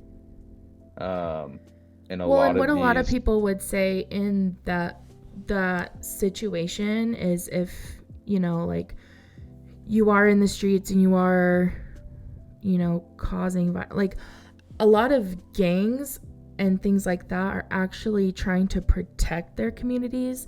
They do have a bad rap, but what's actually happening, if we do want to talk about the value of life, is a lot of those people don't have another option. Like they do come from super, super low income areas, and there's not opportunities. I mean, you can drive through parts of certain cities and you'll see there's not a Whole Foods there. There's not a Target there.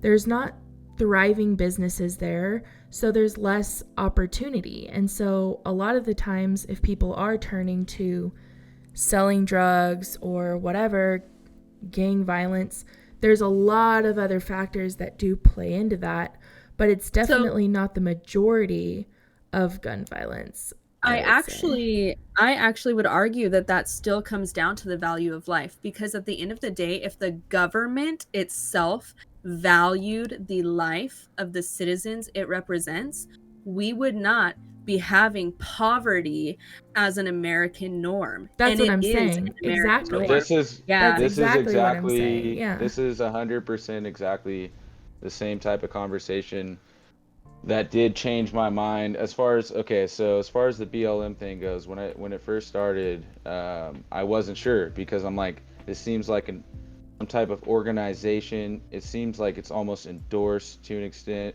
Like there's just certain things going on that I wasn't sure. But then one of my friends sits down with me who's comes from a multiple cultural background, right? Like he has multiple cultures in his family, but he discussed it with me, and he's like, here's the thing, because we had the same conversation about the value of life.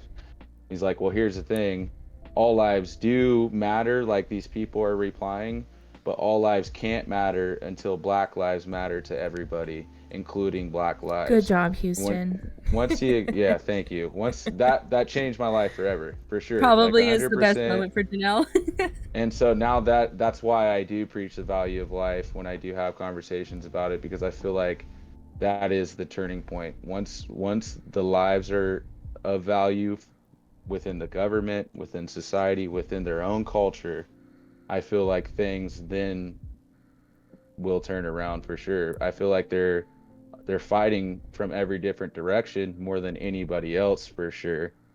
But I feel like Well, in order valuing to life. value life, we need to change the American dream Yeah. from becoming financially successful and getting a house Agreed. to being able to have your community be a thriving community. 100%. To Yeah. have Agreed. everyone in your community be able to get health care, to be able to see a doctor, not die of some preventable disease, to have a poor kid go to college, to have a kid who can't walk not have to rely on charity Yeah. Right. to be able to get the medical care. Like, Skipping if you insulin make that shots. the American dream, Our to have teachers a working a functioning second community, job. Right. then Teachers working a second job for yeah, real. you Yeah. can value life, because then all these things matter. And then, Black lives, white lives, everything matters at that point, because you're trying to create a society that benefits reflects that. everybody and not Yeah. just the people with the money who could afford it. Well, because like back in the Absolutely. day when there was no cars or, like internet or anything like that, if someone was acting out because they were poor or they didn't have a horse or they didn't have food, like people gave them a horse, they gave them a place to stay, and they gave them food and a way to sustain themselves. Well, And it's for now the- we've definitely like lost that. Everybody's like, oh, you just need to work really hard. And some people, we don't all start at the same starting point. We don't all start at the same, when the gun goes off or whatever, we're not all running at the same speed. Yeah, I mean, there's an individual start for everybody. Mhm. Every single of the 7-point-something billion people. Yeah. There's literally a different starting point. Even if you're in the same boat, the way you go about things is what's determining the outcome. And you could be in the same boat as the person next to you and have a whole different outcome because of the way you went about it. I mean, and that's where, like, to me, what's interesting are sibling dynamics, right? Because generally we can assume that siblings are growing up in the same households, Yeah. the same parents, and seeing how different siblings are within big their one. one same home. And then you think that, like, wow, if like these two siblings can be so freaking different, or let's say there's 3 or 4 and each of them are so different, and then you think about that like magnified by 1 million, 2 million, Right. whatever. And Right. I think that's one of the things that I preach the most to people, that I spend the most time talking about, is whatever like your one ability is, and like what you as an individual can handle or achieve or whatever, is not the same thing as another person. And it is not like, each of us are like special in our own right, and we should be able to like celebrate that like uniqueness that each of us have. But you cannot take that uniqueness and then like try to assume that every other person is capable of doing the same thing. Yeah, It's dude, just, my brother's about to be a doctor, but guess what? I'm not in $300,000 worth of debt, so. Right. Hey, shouts to your brother though. That's good for him. That's awesome. Absolutely. My Absolutely. sister and I are polar opposites. She was like the well-behaved child, And so she used to get mad first day of school coming home. Teacher would be like, look of fear in her eyes. You're not Jeff's sister, are you? Oh And my she'd be Oh gosh, that's so man. funny. like, she'd have to fight the reputation. And sometime Oh during the yeah. school year, the teacher would always tell my sister, you know, thank goodness you're not like your brother. I had the That But is same I got thing. the better grades. Really? It That's was funny. I was pretty As you much were- a reading student. I you don't were think my arguing brother with your ever teachers did too much. homework in high school. I think he just like showed up, slept in class, and put his name on the paper. But they all passed him because he played football. And then me, like, Yep. I tried super, super, super hard, and I don't even think my parents noticed. Hashtag middle child syndrome. Are But you okay? I was just gonna say middle child, bruh. I was just gonna Yeah. say. I thought you Yeah. were, cause Karen's right under you. Third out yeah, of four. Okay. you're the third out third? of four. Yeah. Okay. So it was Yeah. you and your sister. That's why I'm the essentially. clown. I'm the clown out of all of us. Right. Right. I love it. Yeah. Middle child problems are real. That's why, honestly, that is a big chunk of me that stuck with. So okay. So I took psychology as a prerequisite, just because I was like, let's just try it out. Ended up being like one of the only guys in the class, right? Let me put it that way.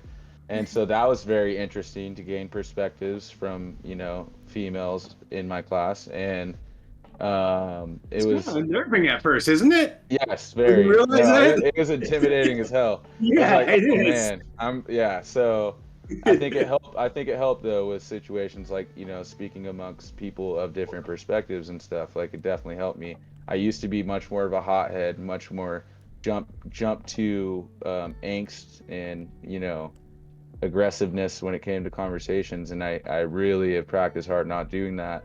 But I learned a lot about myself in the meantime, and that came from, like, Freud talks about the middle child syndrome quite a bit. And man, everything he talked about, I was just like, oh my God, it's spot on. I can't believe it. And Like what? What it were just some of the things that were talked it about? almost ruined me, honestly. It changed my outlook on life, that's for sure. Like you felt attacked.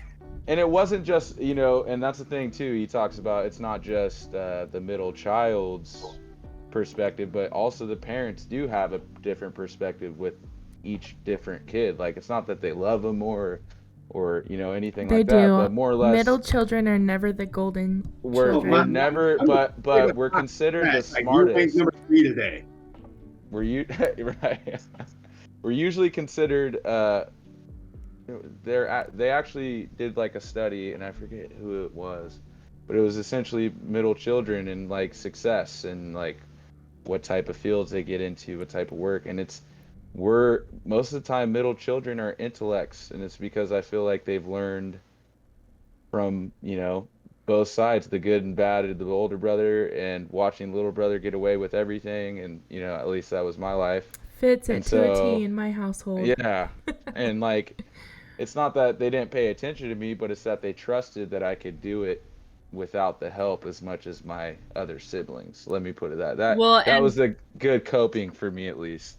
And usually in dynamics like that, there's the expectation that the older sibling will be teaching the younger siblings. Right. And I mean, that is the case, right? Like, I think that for middle children, they probably have a tendency to like acquire language a little bit faster sometimes, because not only are your parents talking to you, but then you have your sibling who's talking to you. And usually True. if you're paying attention to kids, the kids understand each other so much better with broken language Right. than the Their parents own understand gibberish. them. Yeah, absolutely.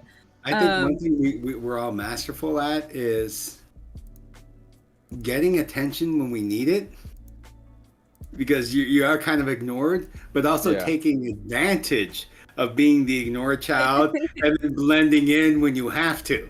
Oh yeah. Oh, I was the first one out that was smoking like my smoking pot and exactly, and no one older knew brother I was never gone. smoked. My Yeah. older brother never smoked, never, like, he drank and stuff, but I was out young as hell, getting smoking and drinking and having way too much fun for my Yeah. young self. I grew up quick though because of it. I feel like that happens a lot too. But like, you learn to, I guess, take care of yourself in a way, because you don't have somebody over your shoulder every second telling you you're doing it wrong or right. Oh yeah, I've always been so independent Right. ever since I was And little. that's Yeah. that's good though. That's a good thing. Kid was independent because we're the latchkey kids with the keys on our neck that let us in our Oh homes. yeah. Oh yeah. Oh yeah. We walked it. We were the last generation of kids that actually it was encouraged that we walk to school or ride our bike to school.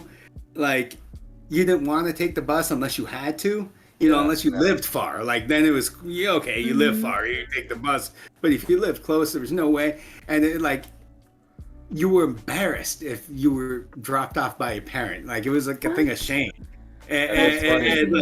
It's funny how it flip flop. Generational divide. Totally flip flop with our generation. Then it got into what kind of car you're rolling up in at school, and what kind of music you're playing when you roll up, and all that. Oh gosh, it's like a whole fancy thing. Like in Gen X, it was like, man, I didn't want to get caught getting a ride to school, so I had my mom drop me off so I could act like I walked there. I know, like, I think about being a mom one day, and I'm like, my kids are not going to ride the bus. Just because, like, the trauma that I experienced on the bus, I'm like, there's no way. And it takes too long. I'm like, I'm going to be the mom that's, like, first in line. I've already got it all planned out. I'm like, yep. I mean, sometimes it's like kids kind of got to go through that stuff, but not my kids. I think I got in the most trouble on the bus. Yeah. I think that's where I got in trouble the most for sure. Okay, so I never rode the bus. So What's up, Shelby? Earlier, we were talking about how, teachers are underpaid. What about school bus drivers? Like, can you imagine how stressful it is to be driving a car full of kids from the ages of, like, generally speaking, like K to how do you do it without heavy sedatives? You're having sedatives. You're responsible for 30, 40 lives at a time. As they are yelling and fighting and crying, like, good You know Lord. what's crazy, though? Both my younger sister and my older brother, we all went to the same elementary school. And I saw, it was before I moved out of our hometown, but I saw our childhood bus driver from like back in like 5th grade. I was out with my brother. I think we were at Best Buy, and he came right up to us and he was like, "Hey guys," and he knew us by name, like our last name too. And I was like, there is no way. Are you saying he was here? Huh? Or are you saying he was in town? Or he was in your hometown, saw you years later? No, he was in our hometown. Like, okay. Yeah, so we were just like out shopping and we saw him. But he recognized you after years. And we were like, Jimbo. My name too. That's yeah, and he remembered us, and I was like, that's crazy. And we were like, that is awesome. Oh, do you still hand out candy for like these dates? And he was like, of course. And it was just so cool. I was like, God, I love that guy. Because, like they see you every single morning for like multiple years, like kind of like a teacher. I mean, not even a teacher, because your bus driver sees you like every year. But that was like such a special moment. I was like, that was so cute. I can't believe he remembered us. I think maybe because I was with my brother, so he like recognized us. I don't know. But there's those middle child problems sticking out again. It probably wasn't me. It was probably my older brother. He didn't remember me. Yeah, I know, right? Everybody knows my brother. So one last, we're starting to get close to our time here, and I have to know for Houston, because I already got a taste of the story for Jeff, so I want to save Jeff's for last. But Houston, do you have any little like story that feels like a claim to fame for you, where you were just like, man, this story's so great, everybody would be so impressed if they heard this story? Oh man, that's a tough one, man. This one. That's a tough one. Let's see. Honestly, so far, like, probably the coolest thing I've done with my career so far, at least with my career, I guess, in life too, it was pretty sweet. But me and my artist OZ got a call from somebody who's from out of state in Georgia, and he's a manager like I am with local artists in his town. Well, his artists are like building pretty big. So we get the call that they're in Hollywood. We make the drive. We dip out. We go down there just for the weekend. It was like literally for a Saturday, and then we were leaving on Sunday. Got there like late Friday night, you know? So we were like, okay, so this might be a chance to meet somebody that's pretty significant in the industry. And then it sucks because this story kind of has a crappy ending, but it was still it was a lot you were of fun. building it up too. It was a lot of fun. So listen, so we go to the studio in Hollywood, and it's like a pretty well-known studio. We're there, and there's a couple artists from Atlanta that are pretty well-known. And they ask us, hey, like we're like halfway through it, we're partying and smoking and doing, you know, just hanging out, studio stuff. And they're like, y'all want to go to a mansion party? And we're in Hollywood. So I'm like, who's Who says mansion? no? Like, all I'm thinking is, well, like, who are we about to roll up to? So we dip out and we go to this like club and pick some people up. And then like John Gabbana walks out, which is somebody I followed on Instagram for a long time. He's in the industry as well. People who are listening might know who he is. He hops in. We mob up Beverly Hills driveways, and they're really tight, narrow roads, and I just start seeing thousands and thousands of people walking up Beverly Hills driveways. I'm like, where are we going? Like, Oh my God. I'm following this black SUV. This guy's, you know, like real nice SUV. I'm in my crappy car rolling up Beverly Hills. I didn't even care. Get to this spot, and like Sway Lee's standing at the door, just like letting people in. And I guess we're at Sway Lee's house, and I'm like, okay, wasn't dressed for this occasion. What the hell is going on? That's cool. Get out, park. As we're walking up to Sway Lee's steps, I'm like, we're looking at Sway Lee. I'm like, okay, this is the chance. This is my opportunity. The cops just mob up right behind me. Just multiple cops take over my shoulders. They start going in the house, busting everybody up. I'm just like, oh, of course. Like, story of my life. That's how my this thing's going to be a challenge no matter what. You know what I mean? Scorpio So, curse. long story short, I took a rain check on meeting Sway Lee, but that was about the coolest Damn. thing that's happened in the past year so far, is rolling up to his Close. house. So close. Oh, So- You were there man. though. You were there. I was there. I saw him. I looked right at him like, I belong here, but I didn't. So he really has a memory of you just because of the cops. Yeah, I know, right? Right. I was looking at him, and the cops swerved past me. He might have noticed. He might have been He's like, probably you know, like, I "This remember that punk-ass white dude boy." right there. Yeah. brought the cops. Brought He the probably thinks cops it's your right fault. with him, bro. What the hell? Probably thought you were Yeah. a cop. Escort. So rain check that, and hopefully by the next one we'll have like a cooler story of actually meeting him. Be like, hey, remember that one time? Well, now I actually met him. Absolutely. So Jeff, let's hear your claim to fame. And I laughed hard when Shelby asked this. It actually sounds really impressive until you actually find out the details. So in my life, I kicked the asses of both a world karate champion and an American who competed in the World Jiu-Jitsu Championships in Brazil. I kicked their ass. What the So it sounds hell? really impressive, right? Like in the street, or Yeah, yes. Actually, no. One was in a school, and the reason why is we're in junior high. I was in 8th grade. yeah. He hadn't quite learned his Dang, karate but yet. hey, huh? who knows? They might have been Karate thinking Chef of was in you. 7th grade, and they were both significantly smaller than me at the time. So He like, was a brown belt. He wasn't quite there. it's not as impressive when I was the bigger 8th grader. I don't know. It depends on how you look at it. You could have been the motivation for them to do that in their life because they got I beat wouldn't up. take credit for that then. True. So what knows? happened? When did you realize that this guy? Where did you see him to realize, yo, this guy's the kid that I fought? Okay, so I'm Facebook friends with some of his friends, and Okay. just because we knew each other in junior high, so I was just serving when you first add someone that you kind of go through their page to see how their life's been, and so I Yeah. was doing that, and I was like, oh my god, this guy took jujitsu because like he started it around the time like a little bit after the fight, and like when I went back to visit in high school, I remember learning that he did jujitsu, but didn't know he took it and made a life out of it. And that's how I found out about him. And then the karate champ, same thing. Looked on the Facebook page and was like, "Hey, that's cool. Now I kicked his ass too." That's so awesome. But yeah, it's just junior high fights. Oh. That's hilarious. Janelle, have Gotta you ever? plug in Oh my wait, you charger. have been in a fight. Oh, I've been in several fights. Janelle's been in a fight? I've been in several fights. What?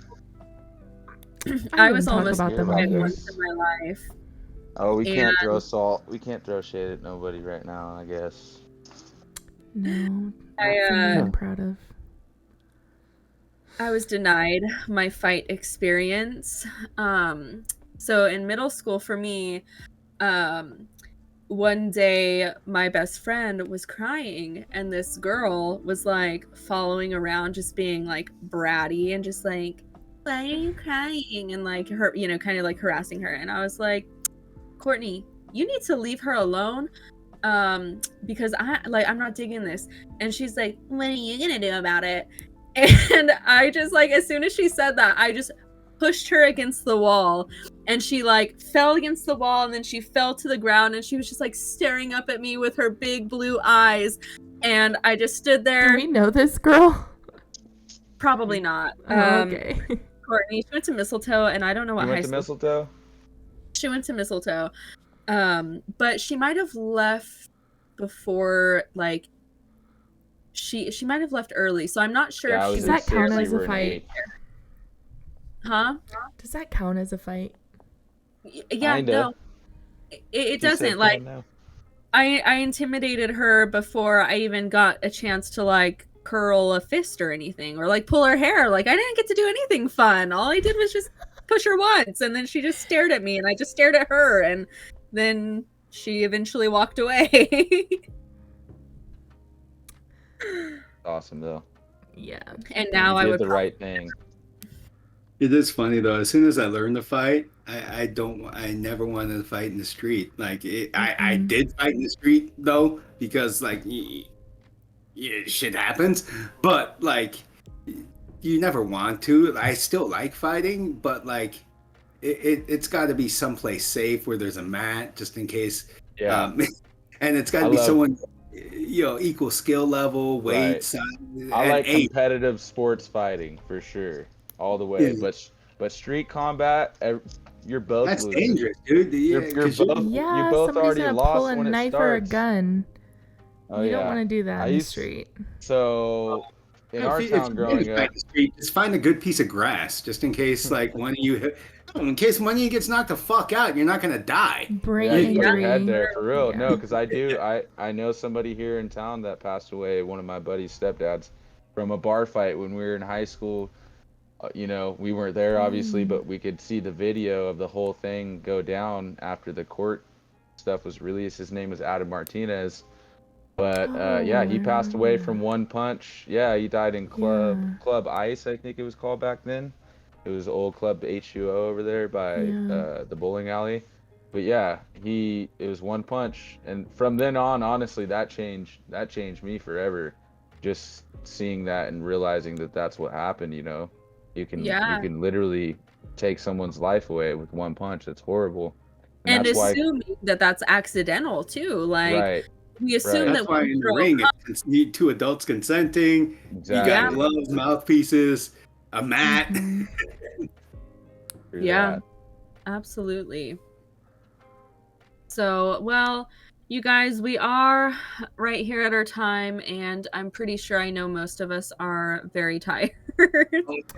I know. I told Shelby I have a work meeting at 6:30 in the morning. Hi, Yeah. So, that corporate life. Thanks for sticking it out at least until now. I got a couple hours. And of I'm an work to hour do, ahead and of I'm you done. guys, so Oh. in Yeah, I think- Denver. Oh, are you really? Yeah.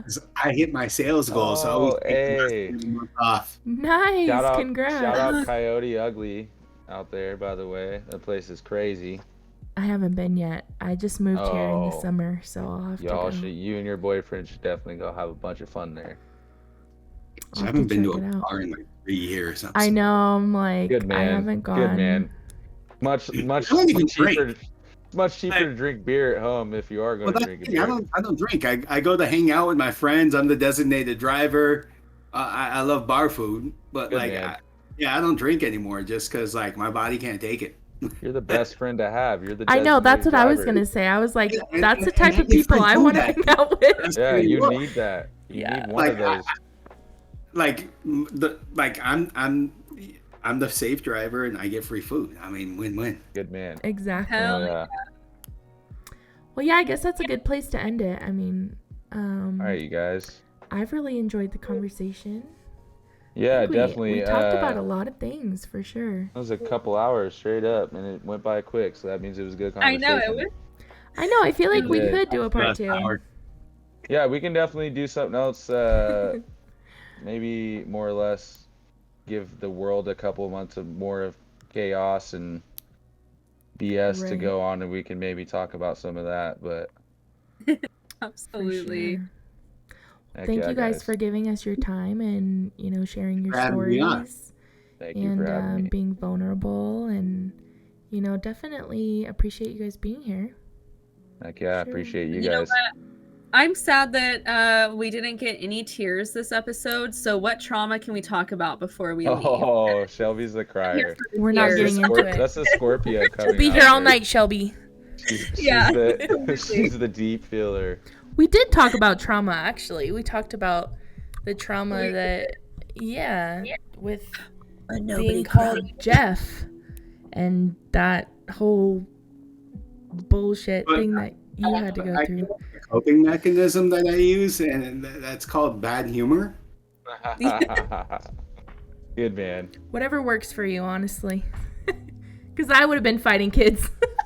Oh yeah, and, like I got so many just as a kid, I probably had at least 100 fights. It's like, Crazy.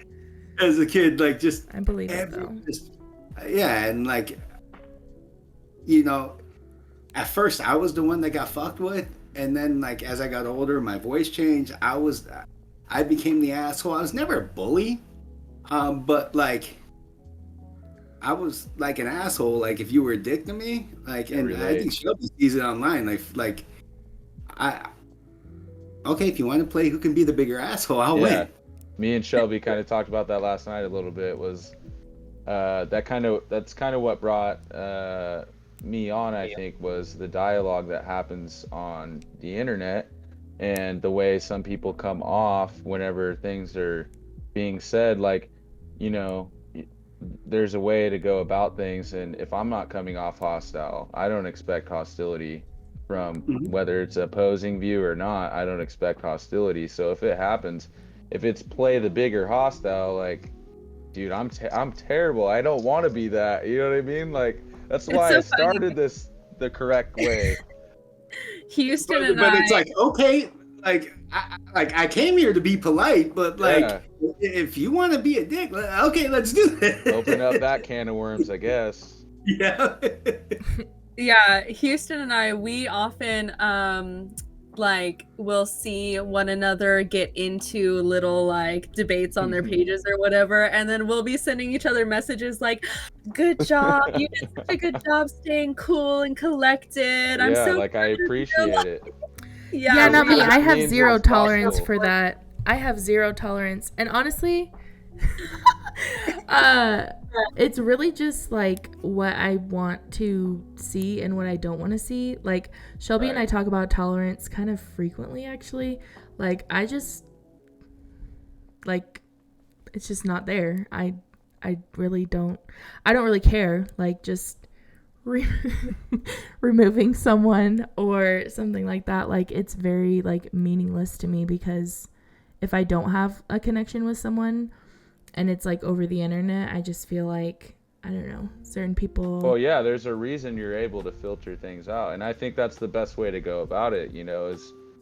Is Yeah. rather than absolutely firing off at the hinge of first emotion that hits your brain, You know, there's a way to go about it, and you know, to communicate it, whether it's without words or whether it is, you know. Well, I'm glad we could all sit down, the four of us, and have a good conversation and kind of get into certain things that are, you know, a little bit controversial and things like that. I think it was a good conversation. So yeah, appreciate you guys being here.